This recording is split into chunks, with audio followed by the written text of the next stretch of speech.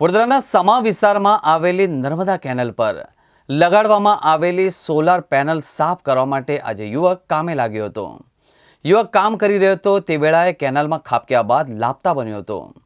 આ અંગે સ્થાનિકોએ ફાયરના લાશ્કરોને જાણ કરતા તેઓ તાત્કાલિક ઘટના સ્થળે દોડી આવ્યા હતા અને લાપતા યુવકની ભાળ મેળવવાના પ્રયત્નો હાથ ધરવામાં આવ્યા છે।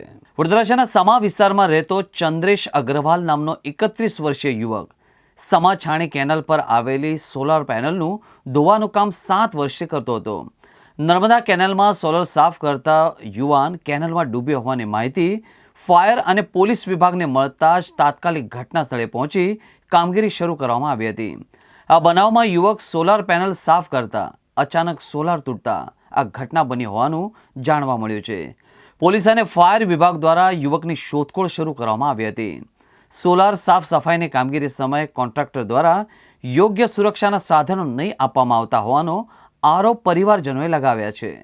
ઘટનામાં એવું છે કે કાલે રાતના 8 થી 9ની વચ્ચે એક ચંદ્રેશ નામનો છોકરો પેનલ સોલાર સાફ સફાઈનું કામગીરી કરતો હતો। તે કામગીરી વખતે અંદર પડી ગયેલો છે અને ત્યારથી લાપતા છે, તો એની શોધખોળ ચાલે છે। કેટલા કલાકથી આપણી કામગીરી ચાલે છે, કેટલી ટીમો તૈનાત કરવામાં આવી? કાલે ફાયર બ્રિગેડને કોલ મળતા ટીમ રવાના થઈ ગઈ હતી અને ત્યારથી અત્યાર સુધી કામગીરી ચાલુ છે કન્ટિન્યુઅસ। બોડી કેટલા દિશામાં અંતરમાં ગયું કે ના, બોડીનો તો આપણે અંદાજો ના લગાવી શકીએ કઈ કેટલા દિશામાં ગઈ છે શું છે, પણ શોધખોળ ચાલુ છે આપણી કામગીરી। घटना ये समा सावली रोड पर जो केनाल है वहाँ पर बनी है। हमारा एक मित्र हैं जो अभी हैं कि थे मालूम नहीं है, अभी तक उनकी डेड बॉडी मिली नहीं, तो अभी तक हम उनको ऐसा नहीं कह सकते थे। लेकिन हमारे मित्र हैं चंद्रेश उप बंटी, जो भाई यहाँ पिछले 5-7 साल से यहाँ पर काम करते थे और उनका काम था कि ये पैनल धोने का, जो पैनल है उनको साफ़ करने का। वो 4-5 लोगों की टीम थी है, तो 4-5 लोगों की टीम में क्या कल के दिन कोई नहीं आया था, सारे एब्सेंट थे। तो कॉन्ट्रैक्टर ने उनको ज़बरदस्ती प्रेशराइज़ करके, उनको नहीं आना था, ज़बरदस्त प्रेशराइज़ करके उनको बुलाया और बुला के और उनको काम सौंपा गया। अब काम सौंपा गया तो उसमें कोई भी, पहली बात तो कोई भी उनकी मतलब रक्षा की उसमें सिक्योरिटी नहीं थी, ना लाइफ जैकेट थी, ना भाई को तरना आता था, ना बोटिंग थी, कुछ भी कोई इसमें रक्षा की सिक्योरिटी नहीं थी। उसके बाद में भी वो काम कर रहे थे, तो जो पैनल थी इतनी सड़ गई हैं कि आपने भी देखा होगा कि वहाँ सारी इसमें पैनलों पे होल हो गए हैं। तो इतनी सड़ी हुई पैनलों के ऊपर जब बंदे को काम लगाओगे तो एक्सीडेंट तो होना ही है। तो उसकी वजह से बंदा सीधा ही सीधा केनाल के अंदर चला गया।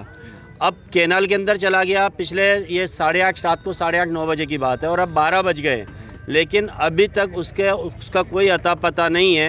तो ये तंत्र की निष्काळजी है कि तंत्र बहुत स्लो गति से, एकदम कछुए की गति से काम कर रहा है, जबकि हकीकत में इस तरह की कोई घटना घटी होती है, अगर कोई बड़ा घर का बच्चा होता तो तंत्र 1-2 घंटे के अंदर ही उसकी डेड बॉडी अभी तक तो साथ में आ जाती, या जो जिंदा है कि मुर्दा है वो मालूम पड़ गया होता। लेकिन आज 15 घंटे के बाद में भी अभी तक उसका कोई अता पता नहीं है और तंत्र एकदम कछुए की गति से काम कर रहा है। ना एक भी गोताखोर दिए हुए हैं, एक भी, और 1 या 2 बोट काम कर रही है। इतनी लंबी कैनाल है 20-22 किलोमीटर की, तो उसके अंदर से इस तरह का काम होना यानी बड़ी प्रॉब्लम वाली बात है। हमारी मांग है कि पहली बार तो बच्चे की डेड बॉडी, या जिंदा है या मुर्दा है, उसकी डेड बॉडी मिलनी चाहिए या उसका जीते जी हाजिर होना चाहिए। उसके बाद दूसरी मांग है कि जो जंत्र ने जिस कॉन्ट्रैक्टर को कॉन्ट्रैक्ट दिया है उस कॉन्ट्रैक्ट के ऊपर बड़े से बड़ा, तगड़े से तगड़ा एक्शन हो, जो कायदे की न्याय हो। और तीसरी मांग है कि जो बच्चा है अब वो गया है तो उसका क्या, उसके परिवार का क्या, क्योंकि 30 साल की उम्र में जो जनरली जुबान बे उम्र होती है और नई, जिसके ऊपर माँ बाप का सहारा कौन, अब माँ बाप का सहारा कौन, उसके जो भी तंत्र के सामने तंत्र है या इसमें कॉन्ट्रैक्टर है, जो भी है उसका तंत्र उससे मानसिक सपोर्ट करके और मतलब उसके सामने एक्शन ले।